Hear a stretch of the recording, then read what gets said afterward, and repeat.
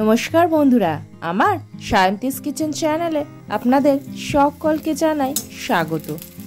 আজকে বানিয়ে দেখাবো একদম অন্যরকম একটা ইউনিক রেসিপি। আশা করব আগে এই ধরনের রেসিপি আপনারা খাননি।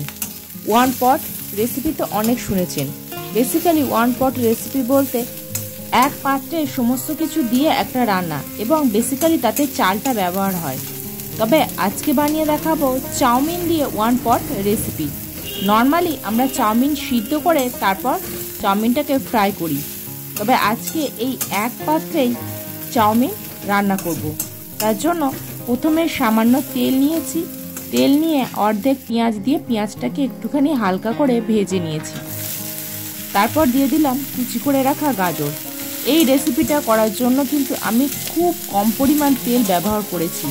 সাধারণত অনেকেই ডায়েটের কারণে তেলটা কম খান, তাদের জন্য কিন্তু এটা একদম পারফেক্ট রেসিপি। এবং যারা চাউমিন লাভার, চটজলদি বানাতে চান, তাদের জন্য এটা পারফেক্ট। কারণ চাউমিন সিদ্ধ করা, তারপরে সেটাকে সবজি দিয়ে ফ্রাই করার চেয়ে এইভাবে যদি একটা পাত্রে হয়ে যায়, তাহলে কিন্তু এটা দারুণ হবে এবং একদম ঝরঝরে হবে। এটা কিন্তু সুপি টাইপের হবে না, টোটালি যেরকম চাউমিন হয় ঝরঝরে, এরকমই এই রেসিপিটা হবে। তারপরে গাজরটাকে হালকা করে একটু ভেজে নিয়েছি। গাজরটা মোটামুটি 30% মতো যখন কুক হয়ে যাবে, তখন এর ভিতরে দিয়ে দেব একটা চেরা কাঁচা লঙ্কা। ঝালটা আপনারা আপনাদের পরিমাণ মতোই দিয়ে দেবেন। তারপর এর ভিতরে দিয়ে দেব কুচি করে রাখা বিনস দিয়ে তারপর একসাথে একটুখানি ভেজে নিতে হবে। এটাকে একদম লো ফ্লেমে ভাজবো। যেহেতু খুব সামান্য পরিমাণ তেল ব্যবহার করেছি, তাই একদম লো ফ্লেমে কিন্তু এগুলোকে ভেজে নিতে হবে।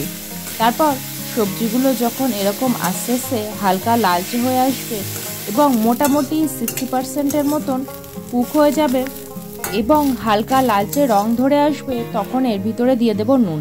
নুনের পরিমাণটা বেশি দেব। একেবারে আমি নুনটা ব্যবহার করছি যাতে চাউমিনের ভিতরে আর নুনটা ব্যবহার না করতে হয়। দিয়ে একসাথে এটাকে ভেজে নিয়েছি। নুনটা একটু শেষের দিকে দিলাম, না হলে কিন্তু এটা জড়িয়ে যাওয়ার ভয় থাকবে, যেহেতু কম তেলে কুক করছি সেই জন্য। এবার নুনটা দিয়ে ভালো করে মিশিয়ে নিয়েছি। নুনটা একটু গলে যখন যাবে, তখন এর ভিতরে দিয়ে দেব জল। এখানে দেখুন এই বাটির প্রায় এক বাটির কাছাকাছি আমি জল দিয়েছি। এই বাটির মাপ করেই কিন্তু আমি চাউমিন দেব। চালের মতো চাউমিন কিন্তু খুব সুন্দরভাবে মাপা যায় না, তবে মোটামুটি একটু মাপা যাবে, এরকম পরিমাণেই চাউমিনটা দিতে হবে। এবার জলটা দেওয়ার পরে জলটা মোটামুটি 1 মিনিটের মতো এইভাবে আগে ভালো করে ফুটিয়ে নিতে হবে। তারপরে এই বাটির মাপ করেই চাউমিনটা দিয়ে দিলাম। চাউমিনগুলো ভেঙে রেখেছি, সেই চাউমিনগুলো আস্তে আস্তে ভিতরে দিয়ে এভাবেই জলের সাথে একটু মিশিয়ে নেব। এবারে আস্তে আস্তে এটাকে একটু জলের সাথে মিশিয়ে নেব। চাউমিন দেওয়ার সময় ভালোভাবে লক্ষ্য রাখবেন যেন জলটা খুব ভালোভাবে ফুটে যায়। তার ভিতরে কিন্তু চাউমিনটা দিতে হবে। তারপর প্রয়োজনে হলে গ্যাসের ফ্লেমটা একটু মিডিয়াম করে দিতে পারেন। দিয়ে এটাকে ভালো করে এই জলের সাথে এবং সবজির সাথে একসাথে ফুটিয়ে নিতে হবে। কারণ সবজিটা আগেই বলেছি 70 থেকে 80% কুক করা। তারপরে বাকি সবজিটা কিন্তু এই জলেই আস্তে আস্তে নরম হয়ে যাবে। আর চাউমিনে এই জলের পরিমাণ দেওয়াটা কিন্তু খুব জরুরি। জলের পরিমাণ ঠিকঠাক হলে তবেই কিন্তু চাউমিন একদম ঝরঝরে হবে। তারপর এবার এগুলো দিয়ে এর সাথে ভালো করে মিশিয়ে নেব আর একটু মিডিয়াম ফ্লেমে রেখে এটাকে আস্তে আস্তে ফোটাবো। চাউমিনই সমস্ত জলটা অ্যাবজর্ব করে নেবে এবং সাথে সবজিগুলো জলটা অ্যাবজর্ব করে নেবে। এবারে দেখুন এটা আগের চেয়ে অনেকটাই ঘন এসেছে, মানে জলের পরিমাণ অনেকটাই কমে গেছে এবং চাউমিনটা আস্তে আস্তে রেডি হয়ে আসছে। এমতো অবস্থায় এইবারে এর ভিতরে দিয়ে দেব অল্প একটু সয়া সস। তারপর সয়া সসটা দিয়ে এর সাথে ভালো করে মিশিয়ে নেব। সয়া সসটা লাস্টেই দিলাম, না হলে জলটা যখন এরকম টক হয়ে যায় তখন কিন্তু এই চাউমিন এই জলটা অ্যাবজর্ব করতে সমস্যা হয়, সেজন্য শেষেই দিলাম। সয়া সসটা দিয়ে ভালো করে মিশিয়ে নিয়েছি।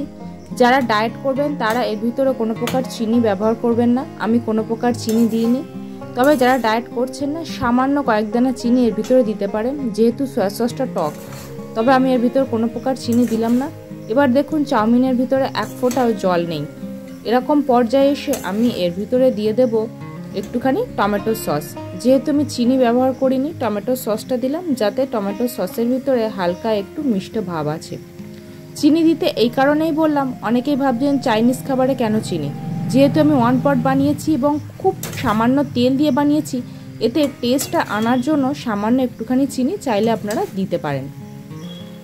কারণ চাউমিন সাধারণত অনেকটা তেল দিয়ে বানানো হয় বলে এবং তেলের স্বাদেই এটা খাওয়া হয়।